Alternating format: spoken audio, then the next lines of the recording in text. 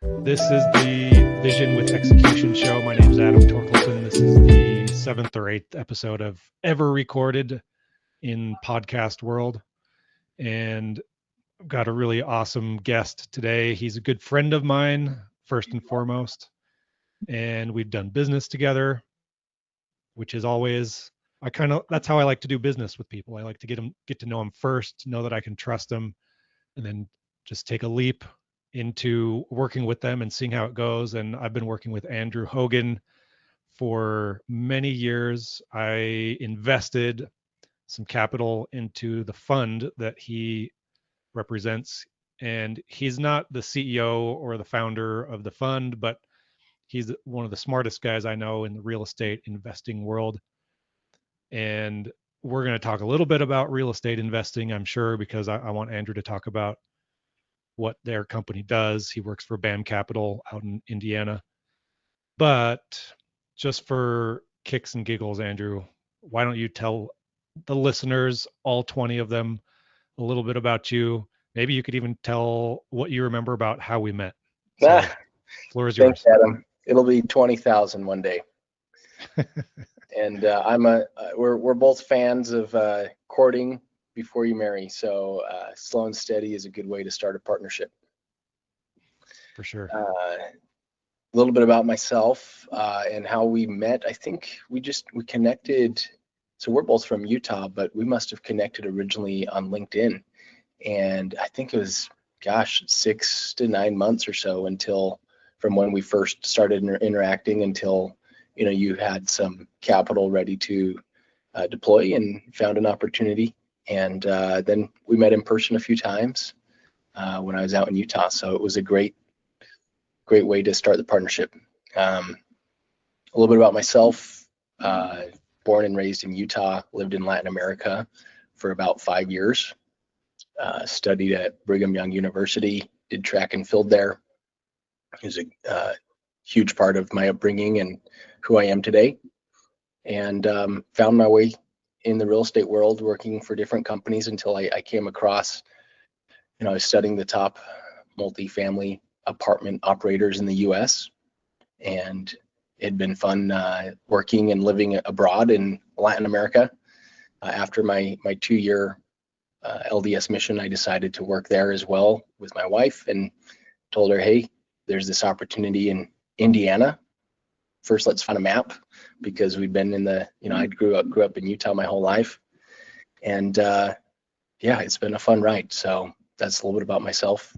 Married for coming on over 8 years now and have 3 Okay. beautiful daughters.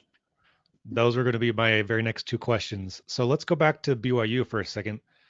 My very last guest that I interviewed yesterday was Dr. Bobby Lowe. I don't know if you remember that name from your Yeah, days there, but he's an incredible guy. And I was editing and publishing his episode right before I jumped on to record yours, actually. that's funny. My father was a big part of me getting into BYU and just training and working out in high school, going to the gym early mornings. And somehow we ran into Bobby Lowe at a BYU track meet. And I did personal sessions with him Oh, awesome. about once a week. So if it weren't for Bobby, I probably wouldn't have gone to BYU and done track and field there. Wow. That's incredible. I had no idea. I love that. That's cool. The world gets smaller the longer I live in Utah for some reason. It's a small world. And Bobby, he's all about performance, enhancement and performance psychology. And he introduced me to Craig Manning, who I Oh, think you and I have talked about before. yeah. I read the book that you recommended from him, The Good, Fearless Mind. good. Yeah, I'm rereading that right now with the team. It's a great one. So the concept of my show, Vision with Execution is Reality, is basically the opposite of what Thomas Edison is attributed with saying. And I don't know if you know that quote very well, but I'll just say vision without execution is hallucination. And I just got fascinated by that concept last year, really for the first time. So I read a bunch of books about mindset. I read the book by Napoleon Hill, Think and Grow Rich. That was the first time I ever read it, was last year. And so I've put a ton of time and effort into thinking about my own mindset and how the things I think about and say to myself internally really turns into my reality one way or the other. No matter what I'm experiencing, it could be anything. I could be having the largest tsunami in the world hitting my home, and I just know now, after having put a lot of practice into my own mental training, humans are capable of so much more than they ever realize, and it just starts with the way that you think. And so that's something I wanted to start talking about with you on our episode. Two questions I always ask my guests are: number one, what is your vision for 2025? And that could literally be about anything you want, personally, professionally, whatever. And then the second follow-up question is, how are you going to execute on that vision? And we could even go so far as to say, how do you personally create visions in your mind? How do those actually look? Are they more like audio and visual visions, or I'm super curious about how everybody's mind works when it comes to that stuff. So I'll let you do the talking if you want to start somewhere within that whole concept. I love it. Thank you, Adam. Yeah, some people give that Think and Grow Rich. They throw dirt at it because they say, well, you still have to act, right? Of course but you have to act it out in your mind first, and then you have to make it a reality and get to work. In the high school and college days, track and field was my dream, my passion, my vision, and I'd visualize the perfect pole vault jump. And for several years after college, every time I'd close my eyes, I would imagine myself without even trying, because I'd done it thousands of times. Every time I close my eyes, I'd imagine, the perfect pole vault and breaking the world record. And it took a long time to shift that to something else other than pole vaulting, right? Because that's not all that there is in life. And, just recently I went back to having a vision board and printing things out, getting the old school thumbtacks and printing off what I want, some of the things that I want to achieve in 2025, because I think there's real power in that, in looking at something and visualizing yourself achieving that and making it a reality. The law of attraction is real, and what you think about, you bring about. Awesome. I love that saying, what you think about, you bring about. That has to have been from a book somewhere. No, that's Yeah. a full Andrew Hogan. No, credit to whoever said that first. Wasn't Okay. me. But I shared a doc with you, and you probably saw some of my different goals there. Spiritual, family, marriage, physical goals, financial and career goals, and some other. I'm curious if you want to talk about anything in particular. Well, the things that stood out to me were how specific you got. Not necessarily the exact line items that you have on there, because you have more goals than anybody I've met in recent history, at least outlined and defined very deeply and intentionally. And that's what stood out to me the most. Honestly, I don't remember what your income goal was, but I noticed that you had one, like a specific amount of money that you wanted to make this year, and an amount of money that you wanted to invest. And maybe this could be a good time to talk about BAM Capital, because I know that one of your investing goals was to actually put money into the fund that your company manages.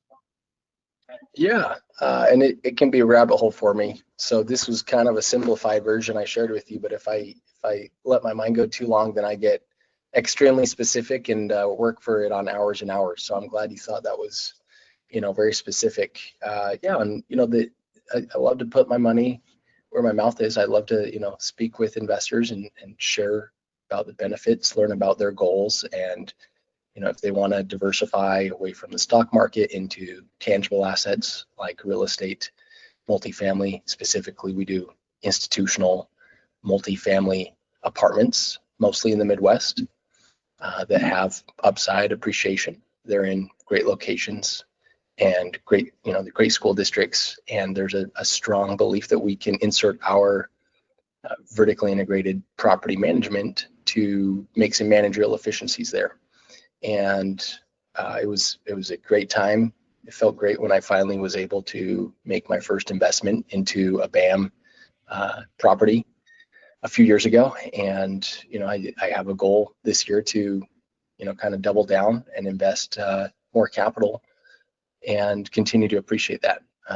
So that's a little bit about BAM and what we do. We've got right now 1,400 investors like yourself, and there's no way I could manage everybody. We've got a good team to talk with everybody, but the times I get to go and meet the Adam Torkeldsons of the world, it's much more meaningful when I get to see you in person and see the real impact on your family. Well, I'll be the first to say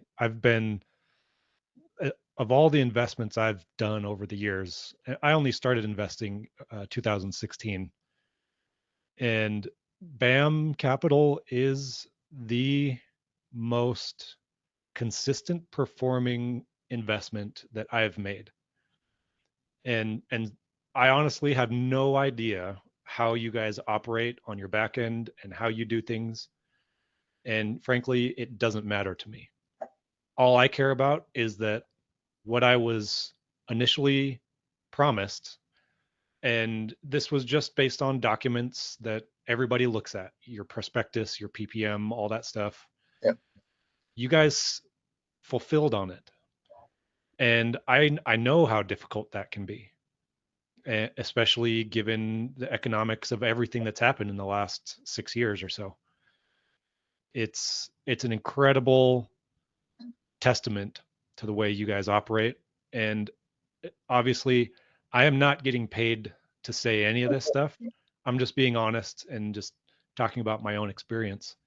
And other people's experiences may be different from mine. I have no idea. But all I can do is look at my own experiences and make judgments based on that. And so I recommend BAM to all of my friends who want to get into real estate. So thanks for allowing me to come on that ride with you. Now, one of the visions that you have for yourself is in your physical fitness. And that's something that always stands out to me with anybody I talk to. I personally work out every single day. I go on a 20-minute walk every day, and I'm very intentional about my own physical fitness. And I remember from the few times we've met in person, you do keep yourself in good shape.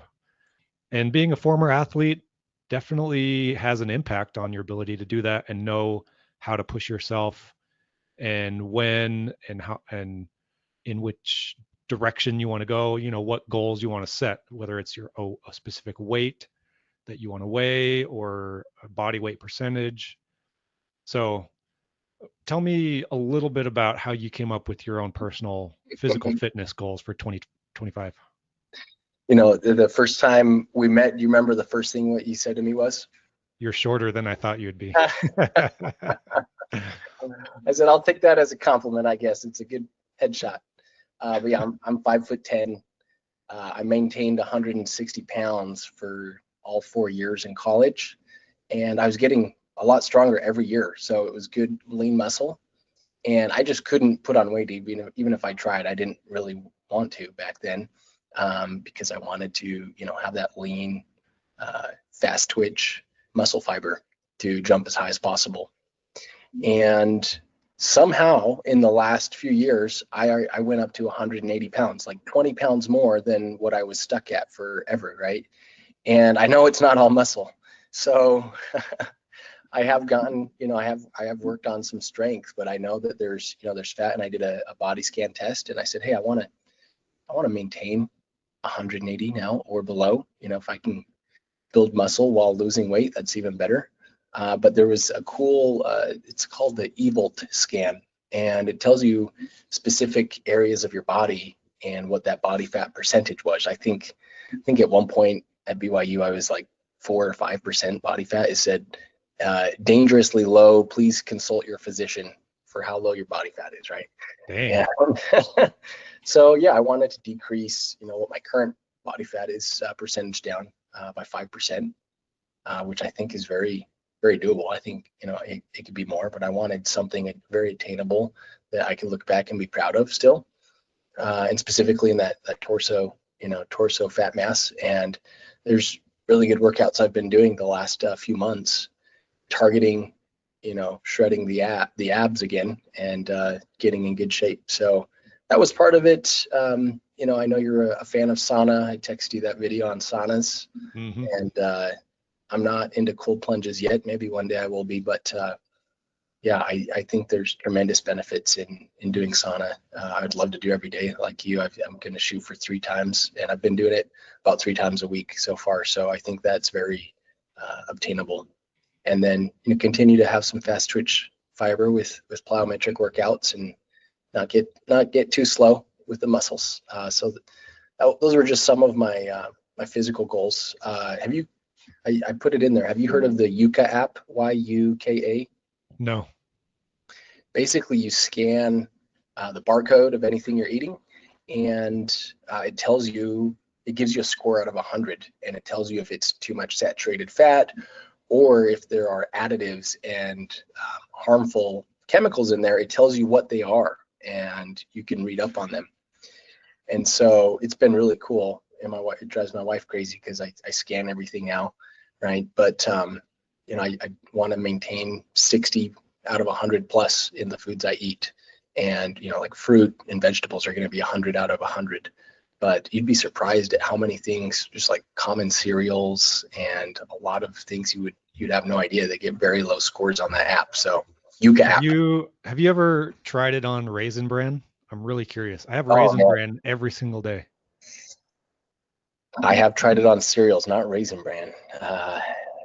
Yeah, I think Cheerios get lower than I thought. Some cereals I thought were healthy get pretty low scores. That's funny. Cheerios. That's like 2 ingredients You think? Yeah, plus chemicals. That's plus funny. chemicals. Yeah. Oh, that's cool. Yeah. All so I had to switch up my diet in 24 as well, but mainly because I had really high cholesterol. Oh, that's right. So I had to really cut down on meats and Mm, dairy, and my cholesterol dropped 70 points in a year. wow. So I'm in a much healthier range, and I lost a bunch of weight doing that.